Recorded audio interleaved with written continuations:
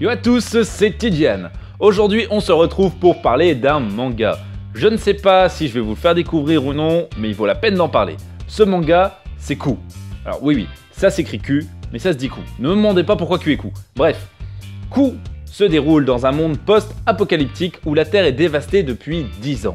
10 ans, c'est le moment où une sphère, Solaris, est apparue dans le ciel.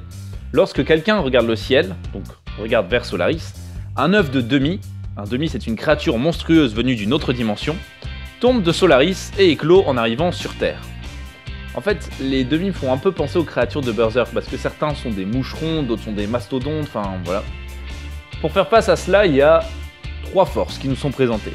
L'armée, dirigée par un fou à l'ego surdimensionné, les U7, qui sont en fait 6, et qui sont un groupe de mercenaires bien équipés, et il y a aussi Rem Serizawa, qui est le héros de l'histoire, et qui est tout simplement un mercenaire très doué de ses 10 doigts. Le héros fait tout pour survivre dans ce monde. Il est accompagné d'une femme, une belle femme bien fournie par la nature, et de plusieurs enfants orphelins. Lors d'une de ces batailles, il sauve une mystérieuse jeune fille, et en réalité, cet enfant ne sait pas parler et elle a un pouvoir spécial. Elle est capable de manger un demi. Les autres informations que nous avons sur elle, c'est qu'elle aime les donuts. Donc durant ce manga de 4 tomes, on apprend la vie de Rem, le héros, et de la mystérieuse jeune fille, ainsi que l'histoire de Solaris. Pour ce qui est de mon avis, ce manga a un scénario intéressant, même s'il y a plusieurs choses qui sont évidentes et que l'on devine assez rapidement.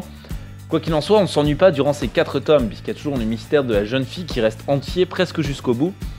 Et il y a aussi une bonne dose d'humour à la japonaise, et le manga il se prend pas trop au sérieux, donc ça, c'est ce qu'on aime.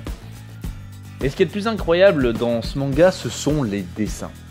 Alors me frappez pas, mais pour moi ils sont meilleurs que ceux de One Piece ou Naruto ou tout ça.